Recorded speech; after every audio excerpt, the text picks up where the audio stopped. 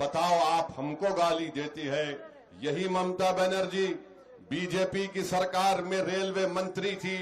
आज टीएमसी के लोग ओवैसी पर उंगली उठाते हैं। बताओ तुमने खुल के साथ दिया, फिर ममता बनर्जी ने इस्तीफा दे दिया, फिर 2003 में फिर से बीजेपी में उनको सपोर्ट कर दिया और गुजरात का फसाद हुआ। हजारों मुसलमान रिलीफ और रेफ्यूजी कैंप में जाकर जिंदगी गुजार रहे थे। जो लोग पूछते हैं ओवैसी तुम आकर वोट काटना चाहते हो, अरे मैं गुजरात के 2002 के रिलीफ कैंपों में वहां पर 10 दिन तक काम किया। शालम रेफ्यूजी कैंप में, वटवा में, जूहापुरा में मंजलिस जाकर काम की। ममता बनर्जी क्या कर रही थी बताओ? ममता बनर्जी ने दोबारा माइंस की मिनिस्टर बन गई। ममता बनर्जी आज कहती है कि मैं मुस्लिम बहनों की बहन हूं। ममता बनर्जी क्या इशरत जहां, बिल्किस बानो, जकिया जाफरी आपकी बहन नहीं थी क्या? गुजरात में वहां पर रेप किया गया कई लोगों को, मगर ममता बनर्जी को और टीएमसी को याद नहीं आया। ममता बनर्जी बोलती है कि ओवैसी के लड़ने से बीजेपी को फायदा होगा। 4 एमएलए बीजेपी के थे, 5 साल पहले जीतकर 77 हो गए। क्या उसमें भी ओवैसी जिम्मेदार है? बताओ आप। मेरे भाई, सब लोग आपका वोट हासिल करना चाहते हैं, कोई आपको आपका हक देना नहीं चाहता है। ये समझते हैं कि मुस्लिम समाज है तो ये गाय और भैंस है, इनका वोट ऐसा हासिल कर लो जैसे गाय और भैंस से दूध हासिल किया जाता है। आप कब तक उन लोगों का साथ देंगे जो आपके लिए कुछ करना नहीं चाहते? क्या ये बात सच नहीं है ममता बनर्जी कि मुर्शिदाबाद में पर कैपिटा इनकम कितना है, जहां पर 70% के करीब मुस्लिम बाहुल आबादी का इलाका है। पर कैपिटा इनकम करीब 3,500-4 हजार रुपये महीने को कोई कमाता है।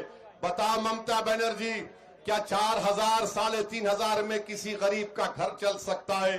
क्या ये करना है? मैं ये कहना चाहूंगा कि बंगाल के मुस्लिम अकलियत से बहुत नाइंसाफी की गई। लोग ये आपको बोलते हैं कि सेकुलरिज्म का साथ दो, यकीनन सेकुलरिज्म का साथ दीजिए, मगर ये तो बता दीजिए क्या ये बात सच नहीं है कि जब पंडित नेहरू इस देश के प्रधानमंत्री थे तो 1960 के दहे में 40,000 के करीब इसी बंगाल के मुसलमानों को यहां से नोटिस दी गई या इनको डिपोर्ट कर दिया गया? हट जाओ भाई, बैठ जाइए ना, बैठिए बैठिए। इस पर कोई बात नहीं करता। 1962 में, दिसंबर 1962 में मोहम्मद मुस्तफा सल्लल्लाहु अलैहि वसल्लम का मोए मुकद्दस कश्मीर में चोरी हो गया।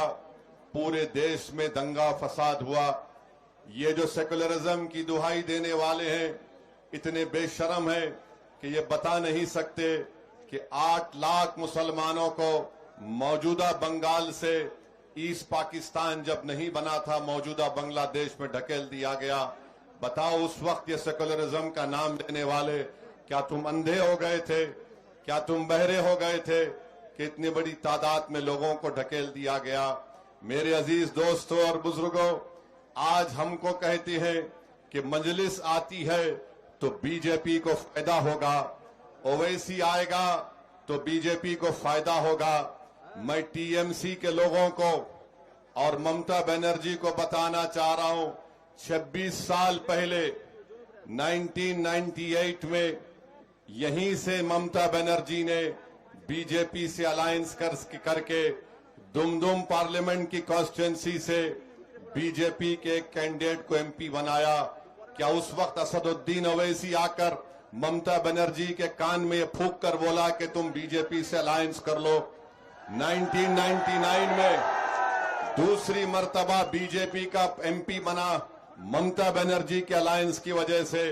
ममता बनर्जी के घर को असदुद्दीन ओवैसी नहीं गया, मगर आप ममता बनर्जी को वोट देते गए तो ममता बनर्जी के घर को बीजेपी का प्रधानमंत्री गए। बुजुर्गों, आज मजलिस आपसे वादा कर रही है कि रघुनाथगंज से आप इमरान सोलंकी को पतंग के निशान पर बटन दबाइए।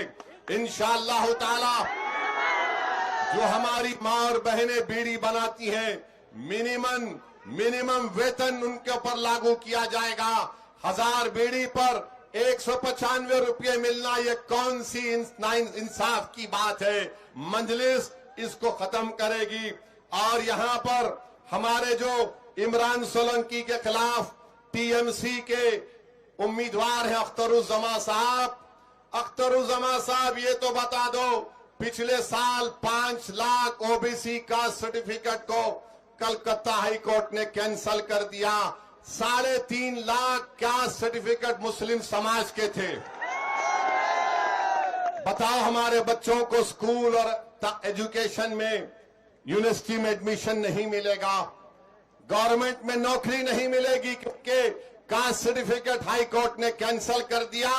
और ममता बनर्जी के जबान पर है, ओवैसी आएगा तो वोट कट जाएगा। आप बताइए, नाइंसाफी तुम कर रहे हो, बीजेपी को तुम मजबूत कर रहे हो और आरएसएस को सर्टिफिकेट तुम देते हो और तुम हमसे पूछते हो कि वोट लेने क्यों आए। ममता बनर्जी और टीएमसी, कांग्रेस और मोदी, ये जान लो वो डराने के दिन अब खत्म हो चुके हैं। हम किसी से डरने वाले नहीं हैं। मजलिस बंगाल में कमजोर और मजलूम समाज को उनकी लीडरशिप बनाकर ही दम लेगी इंशाअल्लाह ताला। मेरे अजीज दोस्तों और बुजुर्गों, आप वहीं पर आप देख लीजिए कि क्या क्या यहां पर ये आपका वेस्ट बंगाल में जितना डेवलपमेंट होता है सिर्फ कोलकाता के अतराफ में होता है। जितना डेवलपमेंट होता है केएमए के इलाके में होता है। आप देख लीजिए। फिर आपको मैं बताना चाह रहा हूं कि यहां पर जितने इंडस्ट्रीज बनाए गए, मुर्शिदाबाद से इनको नफरत है ममता बनर्जी को। कहां बनता है? खड़गपुर में, हल्दिया में, हावड़ा में, वहीं पर बनाते हैं। एससीजेड क्यों नहीं बना सकते मुर्शिदाबाद में ममता बनर्जी? आप क्यों नहीं बनाते? इसलिए कि मुर्शिदाबाद का गरीब मुसलमान को ममता जानती है कि बीजेपी का डर दिखाओ और इनका वोट हासिल कर लो। मुर्शिदाबाद के गरीब आवाम, मुर्शिदाबाद के मेरे भाई और बहनों, अगर आप रघुनाथगंज से इमरान सोलंकी को कामयाब करेंगे और मुर्शिदाबाद में इंडस्ट्री नहीं लाई जाएगी, मुर्शिदाबाद में हमारी बहनों को इंसाफ नहीं मिलेगा, जैसा इमरान सोलंकी आपका नया एमएलए बनेगा, मैं आपसे वादा कर रहा हूं मुर्शिदाबाद के इंसाफ के लिए ओवैसी कलकत्ता में चक्का जाम कर देगा। याद रखो। अब नाइंसाफी और जो लोग मजलिस पर इल्जाम लगाते हैं, अरे याद रखो, जो टीएमसी की चमचागिरी कर रहे हैं, मैं तुमको पूछ रहा हूं। एक वीडियो आया तो मैंने कहा बंगाल के मुसलमानों का सौदा मजलिस बर्दाश्त नहीं कर सकती। एक वीडियो आया तो हमने छोड़ दिया। मगर बताओ ममता बनर्जी और टीएमसी, क्या तुमने मोदी बीजेपी का साथ नहीं दिया? क्या तुमने दमदम से पहला बीजेपी का एमपी नहीं बनाया? बताओ तुमने बंगाल के गरीब और मजलूम मुस्लिम अकलियत के लिए कोई काम नहीं किया? तुम सिर्फ डराते हो, बीजेपी का डर दिलाते हो। यकीनन मैं कह रहा हूं, मोदी और ममता एक सिक्के के दो रुख हैं। मोदी और ममता दोनों भाई बहन हैं। आज मैं आपसे अपील कर रहा हूं कि यकीनन हमको बीजेपी आरएसएस को हराना है। बताओ, ममता ने कहा था कि वक्फ का कानून बंगाल में लागू नहीं करेंगे, मगर ममता ने झूठ कहा तुम्हारा वोट हासिल करने के लिए। आज वक्फ की जायदादों का रजिस्ट्रेशन नहीं हो रहा है। वक्फ की जायदादों ममता ने उसको बर्बाद कर दिया। तो मेरे भाई, मेरे बुजुर्गों, सोच समझकर 23 तारीख को वोट दो। वोट डालने से पहले ये देख लो कि बीजेपी को जरूर हराना है इंशाअल्लाह ताला। मोदी को आरएसएस के उनके नापाक अज़ाइम में शिकस्त देना है। कल तक आपके पास कोई विकल्प नहीं था, आप हालत मजबूरी में टीएमसी को वोट देते थे।